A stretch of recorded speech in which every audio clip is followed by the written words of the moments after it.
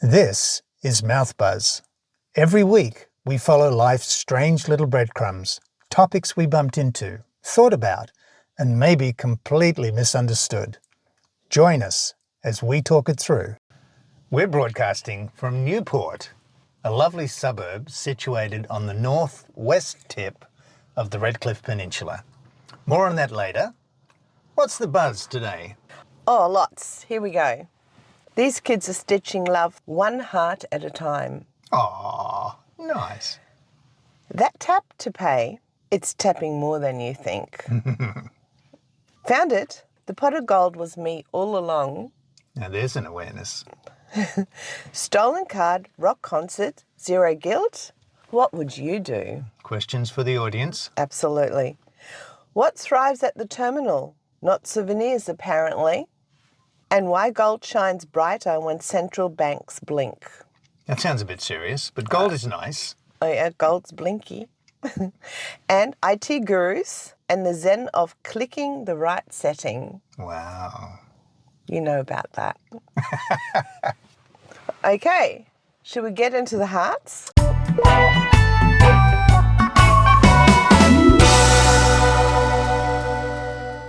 Well, first of all, we're taking you for a walk around Newport. Now, this is a walk that 99.9% people won't know about. It's kind of hidden, almost secret. Shh, don't tell anyone. I have to. Oh, I'm a chatterbox. Newport is located on the northwest tip of the Redcliffe Peninsula, and it's a residential suburb. It's built up just on the edge of Moreton Bay, and all around the perimeter are these lakes and waterways, because all of the rainwater that falls on Newport drains off into these lakes and waterways around I think it's the west and southern sides. And this gives us a really lovely area to walk along. And a special treat right at the end of the walk is Newport kangaroos. Yes. Newport has its own little mob of wild kangaroos, so we get a glimpse at those little... Including the big male. Including a big male, yeah. Some females, some not babies now, but some young ones, and it's awesome. So enjoy that. And in the meantime, we'll get on with the show.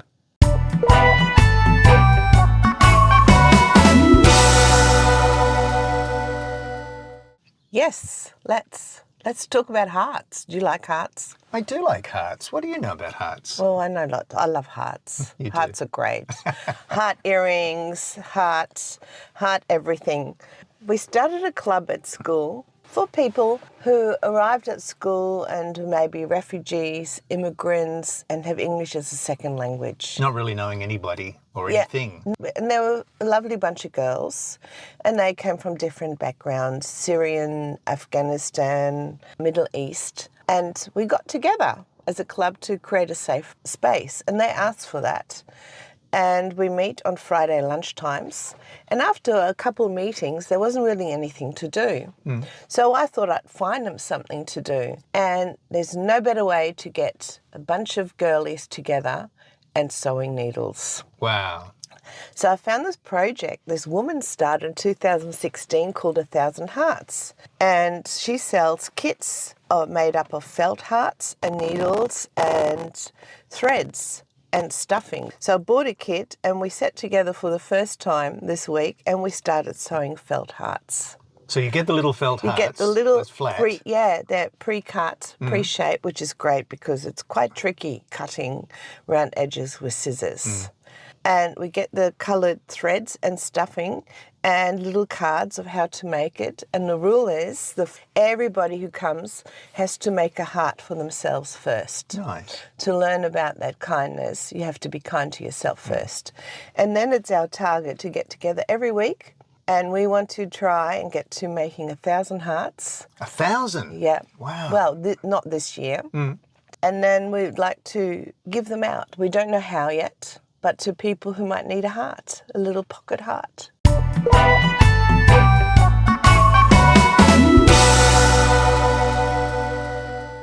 And it's like a little squidgy, it's soft. Yeah, and it's soft and it's really small and it fits into your pocket. That's cool. And it was funny.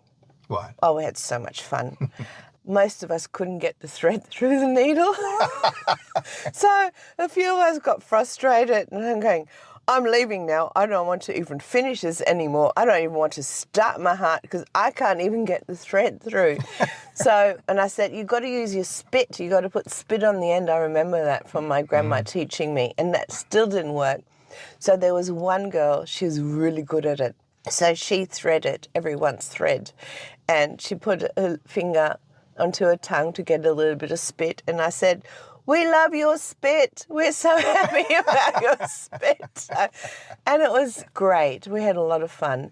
And I think I have to go and buy some more needles because then other students saw my little kit that I had and they were, what's that? What's that? So I told them, they said, oh, can I make it now? If I do all my work in class, I said, no, this is for a lunchtime project. So they're all going to come next week. Fantastic. Perhaps somebody clever will get an AI to create something to help thread needles. Oh, stuff already exists. I just have to buy them. Needle? Yeah, Really? yeah. Really? Something that helps. Yeah, I remember that you can. I don't know how it works because I've never used one, but I know they exist. Incredible. Yeah. If not, we'll just use the other student. So you're saying that AI can't fix everything? No, because sometimes people are clever and fix it themselves and make inventions on their own. People are clever, you know. That's a wonderful project. Yes. Congratulations. Thank you. Yeah. You'll have to come back and tell us more. Give you updates. Give some updates. I can give you a count of hearts, how many we've made. Well, at the moment it's 9.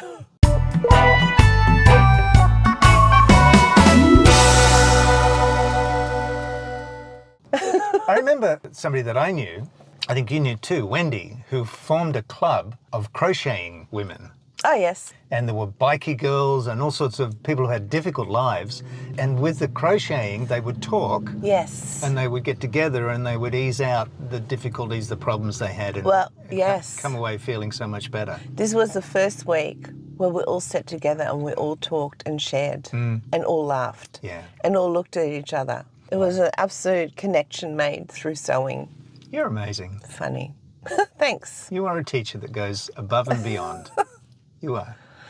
Thanks. Yeah. Let's acknowledge that. Okay. Cool.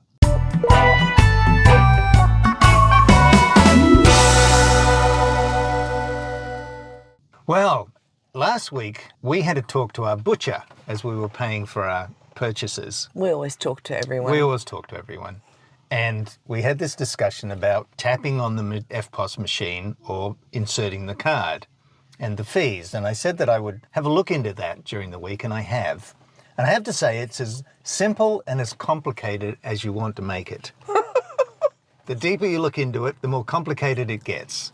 But what we're interested in is the fees that are charged for these different services. So basically, this is how it works. When you tap your credit card, it goes through the Visa credit card system and you get charged those fees. The fees vary from card to card.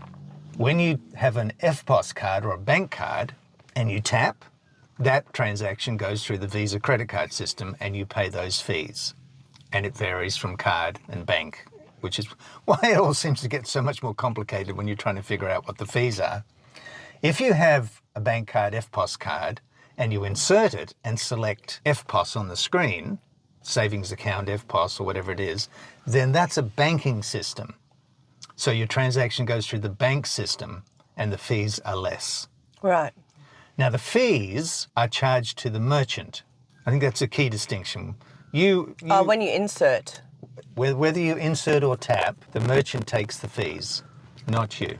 So what's happening then is the merchant has the choice to either put those fees in his products, on the price of his products, or charge it to you at the FPOS terminal, or just absorb the fees and have less profit. So that's their choice, and different merchants have different ways of handling this. That's right, and some of them have cards sitting near the machine saying there will be a surcharge. This will be yes. Yeah. So that's basically the thing. So I was thinking that I would insert my card because I thought I was getting charged fees. Yeah, I did too. But that's not the case. But if you do insert your card, it makes it easier on the finances of the merchant. Right. So you could support them that way. Yes, but if they've already built the fees into their pricing structure, into their profit and loss, you're going to pay it anyway. Now, I remember years ago when I first started using cards, on my savings account used to have restrictions. I could only insert the card and pay. I think I would get maybe 5 or 10 transactions a week for free. And after that, you'd get a charge. And I'd forgotten about that until you started talking about all the fees. Yeah. So it used to be free, and then you'd have to pay after a certain amount. Well, So- this is the complexity I in that know. different banks and different states and different systems have different fee structures and different cards. Wow. And so what's happening is that some states have certain new systems that are kind of rolled out and other states don't. But the Reserve Bank of Australia, and we'll talk about Reserve Banks later, is now doing a study on this and will produce a report on this in a way of making this clearer or hopefully easier, hopefully cheaper for everyone. So we Right. wait to see what that brings. Okay, yep.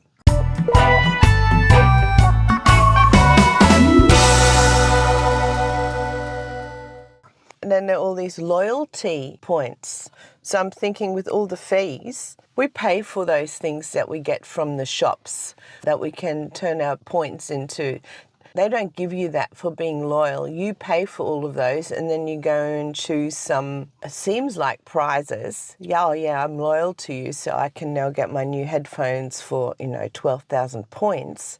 But you've already paid for that in all the fees, right? I think you're probably right. I don't know exactly how that works, but I think we, the consumer, pay for everything in the long run. Yeah, I think so too. Yeah. Happy My days. mind is totally having a little bit of a spasm here, thinking about all these different fees. I went down the rabbit warren with you of fees and charges and, yep. I think the question here is that you could ask yourself is what will it take for me to earn so much money that I never have to think about credit card fees ever again? Yes. True story and not, done, whatever, here. Take your 15 cents per transaction.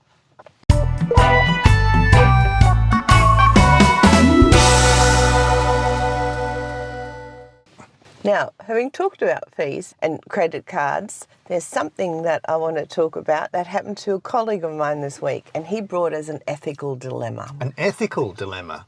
Ethical Crikey. dilemma, Love yes. it. I love it. So he loves going to concerts, heavy metal concerts, and he has an app that he uses where he buys his tickets through. And he got this alert, he got this email saying, congratulations, you're going to see Metallica in the United States. Wow. He's And coming. he's in Australia. Yeah, he's going, oh, okay. So he quickly went into his account and he saw that somebody had somehow gotten into this app and bought Metallica tickets for the States with his credit card. Wow. So he quickly transferred those tickets into his app account Okay. and then rang the bank, and the bank refunded the money. It was $1,200. Goodness gracious. And that didn't include the airfares. Yeah, true story. I said, quick, you should have jumped on the plane and off you go. What fun. And it was funny because he's going in Australia later on in the year. Okay. Right, so I was going, what's going on? And luckily he acted fast. So he grabbed the tickets, transferred them, so they're now sitting in his account that the person who bought them, he now can't access the Right, tickets so- because he quickly did something. He was fast. Well, clued he's up. an IT guy. That's right. at He least. is indeed. He's an IT geek. And so now he's got the refund and he's got the tickets. Wow. So the ethical dilemma is, should he on-sell the tickets? Should he on-sell the tickets? What would you do? That's a good question, isn't it? It is. Because there's the fear that he might get caught, Yes. right? But there's also the excitement that he could profit from the hacking or From the whatever- scammer. From the scammer. Yes. So what would you do? Because I went exactly there. And as a consensus, we said, not that we would never not do it, but we think those tickets may be flagged. And if he sold them, that could be tracked to him and then he would be caught for fraud. Yes. That's where we went to.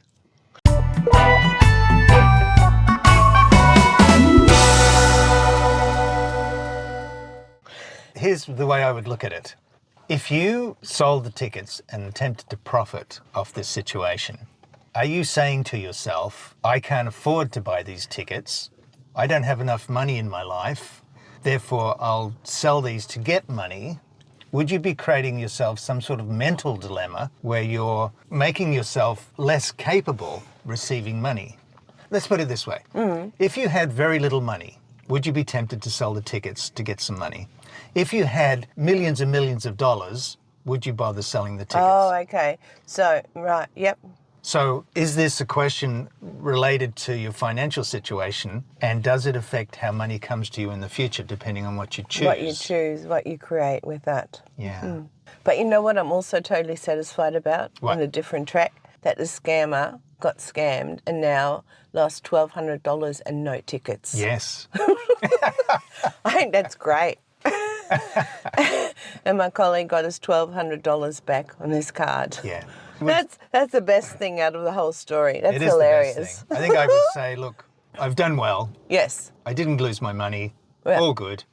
Let's just delete the tickets. Because actually the tickets now belong to the bank. Yeah. Yeah. They're their property. But they didn't ask for them. So what would you do, dear listeners?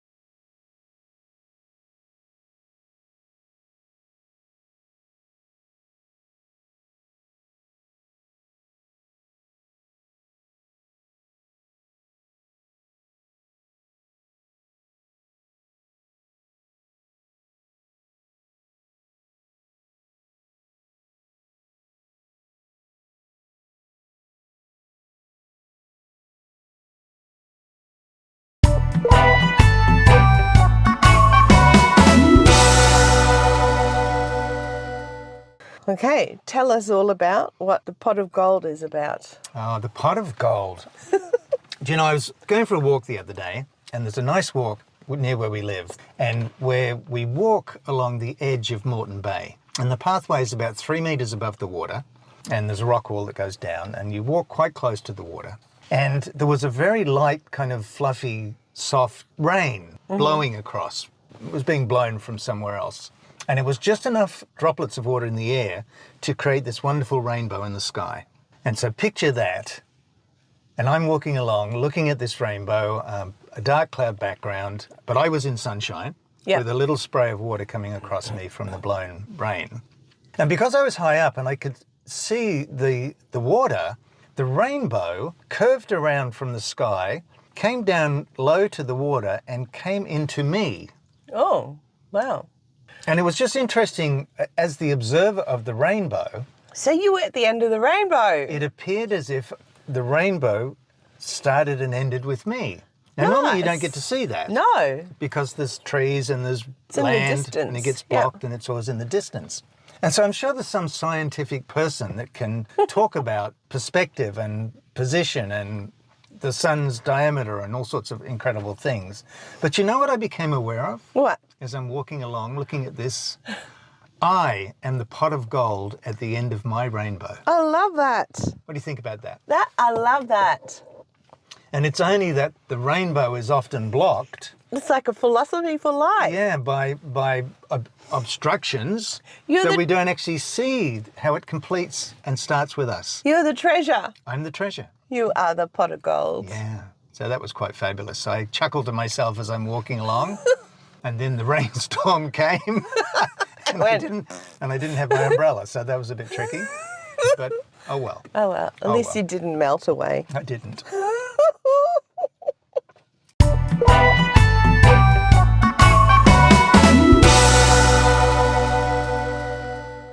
So talking about pots of gold and rainbows, talk to us about golden central banks. Oh yes, we talked about gold actually last show, didn't we? Yes, we did. And I mentioned central banks, and we said we'd have a look at that again. So what is a central bank? A lot of countries have central banks. So America has the Federal Reserve Bank. Australia has Reserve Bank, I think it is. I think it is. Yeah. Yep. Japan, BOJ, Bank of Japan. England has one. Germany has one. They all have one. It's this organisation that is created in a country. It's independent of government, and its job largely is to manage the interest rates. Oh, okay. I think it's called the cash rate in America. I think some other countries refer to it as the base rate. So this is the rate upon which all other interest rates are based. Mm-hmm. Your mortgage rate in Australia is based upon the rate that the Reserve Bank of Australia sets. Okay. And that's their job. So it's totally fabricated. It is, but I mean, they have lots of data about the country, and yep. you'll notice the interest rates were very low in previous years. Now they're going up a little bit, and it depends on how the economy's going and things like that. But also the central banks are in charge of stimulating and managing employment.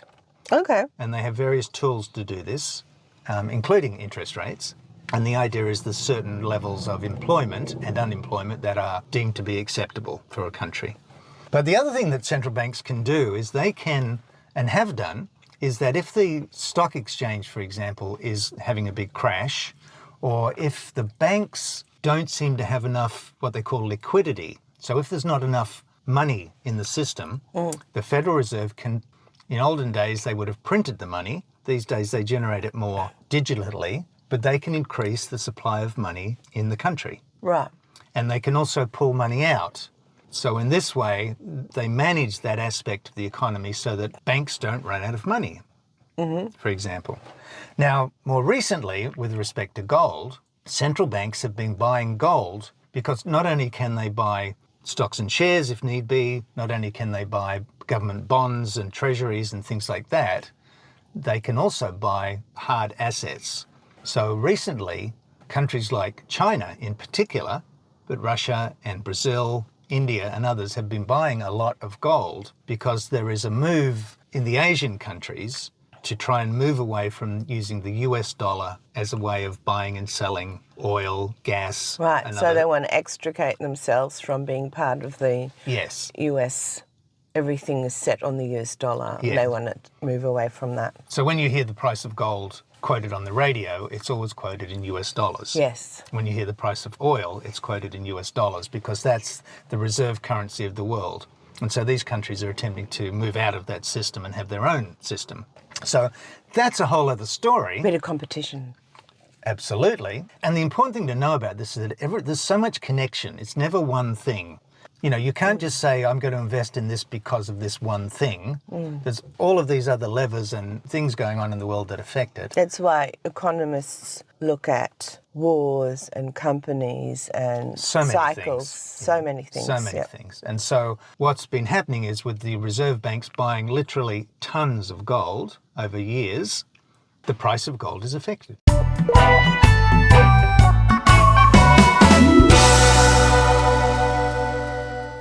Does that mean they physically store it somewhere? Yes, they do. So I remember all these movies, like breaking into Fort Knox. I know. So we have to find the banks and then we have to get... Oh, we watched a movie last night called The Jewel Thief. So we have to hire him to go and steal some gold. Is that how it goes? That's how it goes. But also you'd have to buy a fleet of trains, trucks. Oh, to carry it. Because gold is very heavy. Yes. And so basically that is one effect of why the price of gold is going up. There are others. Now, I read a headline somewhere this week and it said, you know, we talked about that gold can maybe go up to $10,000 an ounce. I read somewhere 30,000. Wow. Look, I would say there's been speculation and prediction for years and years and years that the price of gold is going to go to 10,000. It is a possibility. However, circumstances dictate. And if you look at all kind of investments and all kind of money and values, they go up and they go down. And they go up and they go down. And there's certain times when circumstances are such that it has an effect on increasing the price, and there's other times when circumstances have an effect on decreasing the price. So just like many investments, the trick is timing. Yeah. Knowing when to sell, knowing when to buy. And for that, you have to watch the market a lot. You have to be aware of a lot of things. Yes. Deep analysis.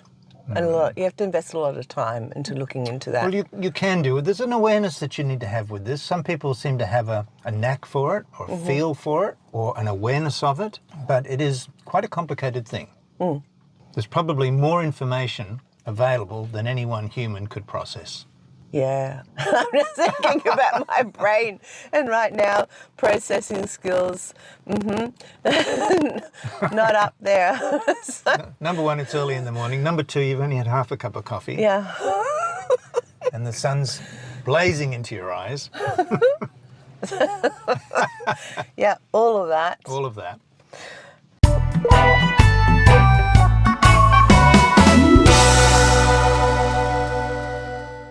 Now, I have noticed something about IT geeks.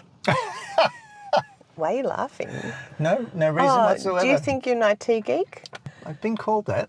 Well, I work with a few IT geeks, and I know a few IT geeks, and you're one, and I notice there's something that they all have in common. They're cool, Cool. calm, Calm. and collected. Wow. I sit at a computer and I panic when something goes wrong, and I freak out and go, and sometimes I feel like getting that laptop and throwing it out the window. And there's something that you said this week. Do you remember? Yes, I do. Okay, you tell your story. I was interviewed, actually it's just been published, but I was interviewed a few weeks ago by one Marilyn Bradford, who has a podcast called Left Turn. And it's quite a free, some interviews are, you send in a bunch of questions that the interview's going to ask you. Other interviews are more free-flowing, and this was a free-flowing one. And what we got to in the interview was that calmness with IT is that when I go into a situation or asked to have a look at a situation, I go in there knowing there is no problem. And so rather than having an issue that's a problem that I have to figure out and fix, and therefore be perhaps putting myself under some pressure to get it done in a certain time frame, because often with IT, when something goes wrong, it affects a lot of things. Like if a business has a website and something happens and the website goes down, then that affects the business. So there's a lot of pressure on that back-end IT systems administrative person to get it handled. And if you're the type of person in that job who panics, it's going to be so much harder for you to get to what's necessary. Because when I panic, I can't see anything anymore. That's right. Everything disappears. And sometimes you say, that little button there, and I'm coming. Can't even see it. I don't know what you're talking about. Yeah. I can't see it. I can't see that heading. I mean, you go literally, if you're going to panic, you're going into fight, flight, or freeze. Yes. There's three, actually. Yeah, with that's that. true. And it kicks in your parasympathetic nervous system, and then your whole body physiology changes, and you literally cannot see things or do things. I wonder how many people have actually got a physiology.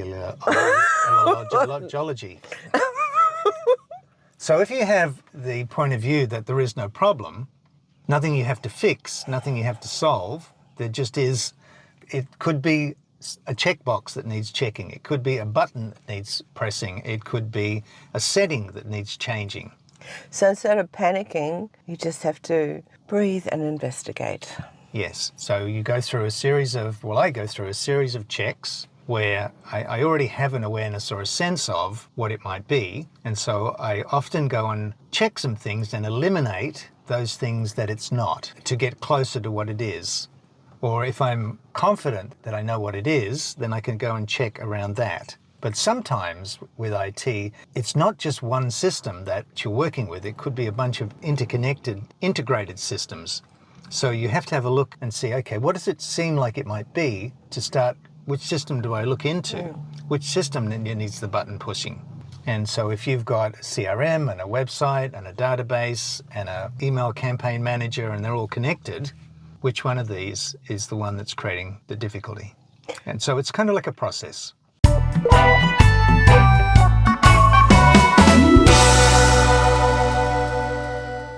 Do you know what I love about this?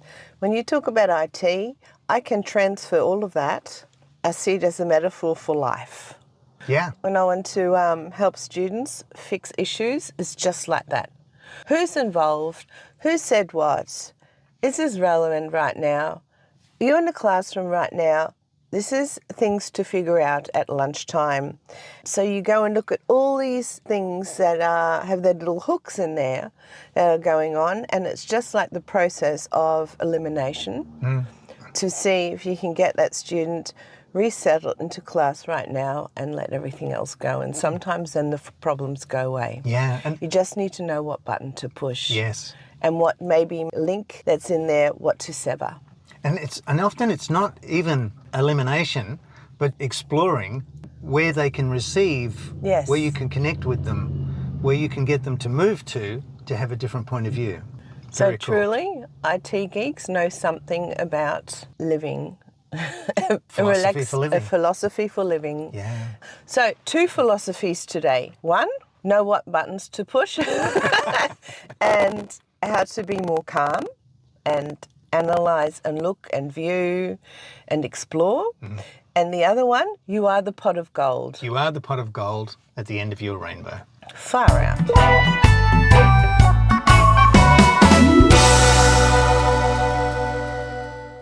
What was really nice about that interview that I did was I noticed on YouTube somebody had commented and they said, after 20 years in IT, thank you. Because what I also talked about is how we work in the back end, in the background, and nobody ever really knows what we do. Yes, not acknowledged, not seen. Acknowledged, not seen. And how you've got to acknowledge yourself and not expect other people to acknowledge you and what you do. To even know what Because they don't have a clue you're even there most of the time. Yeah. So it's a rather interesting job.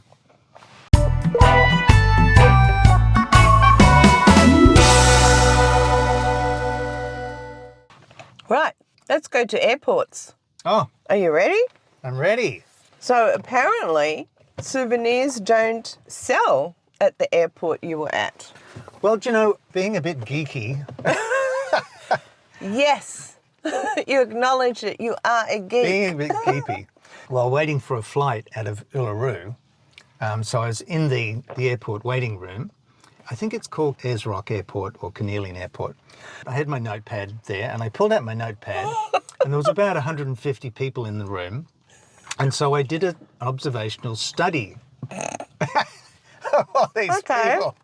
You weirdo. And I conducted an unofficial social experiment that proves tourists are fascinating, because they were, and mildly disappointing retail customers. That was pretty much the outcome.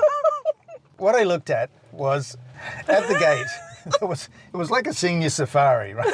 Because 90% of the passengers were aged 60 and over. So it's unclear whether this was a departure lounge or whether it was an aged care adventure club excursion. So in the departure lounge, there was 2 businesses. One of them was a cafe and the other one was a souvenir shop. Mm-hmm. And what was interesting was there were pretty much 0 people in the tourist shop and maybe 2 people in the cafe. And I'm looking and wondering, why isn't this crowd... Out of that many people? Why isn't this crowd engaging with these 2 businesses?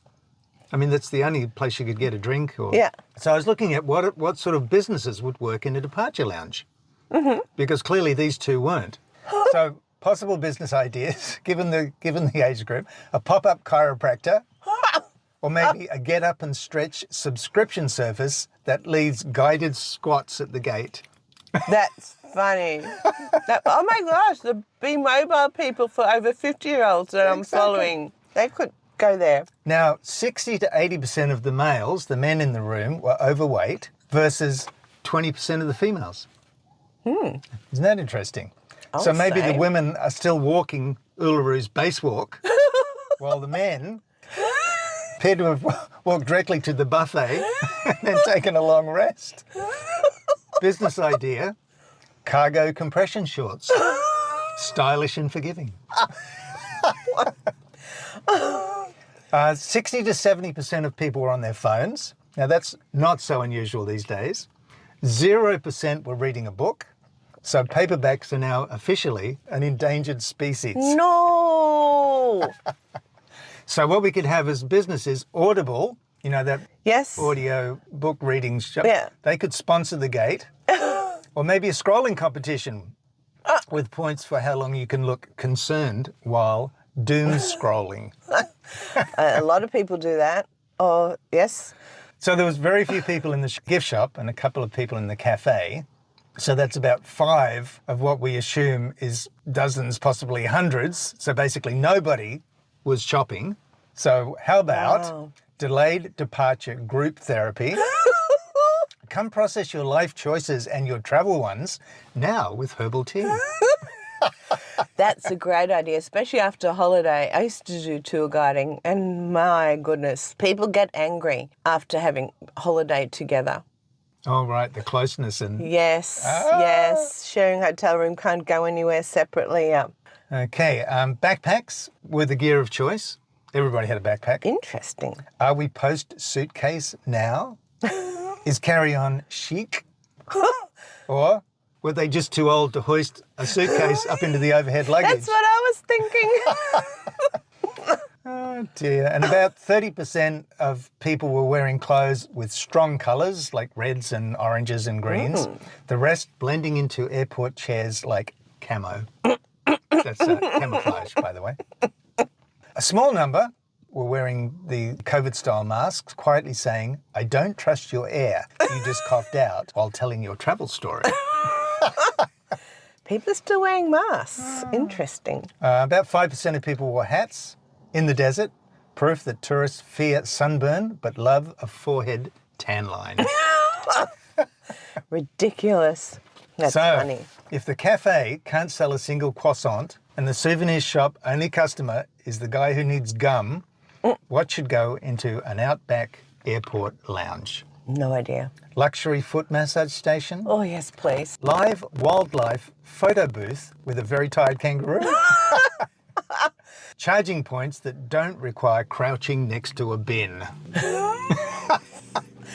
I like that. So there's a few suggestions for departure lounges and business. Do you think if we took... that's a new segment. We have so many good ideas for business ventures and starters. We should pull all them out and put them into one segment for anyone who's looking to start a business. I think that in itself is a business idea. There you go. We're full of ideas.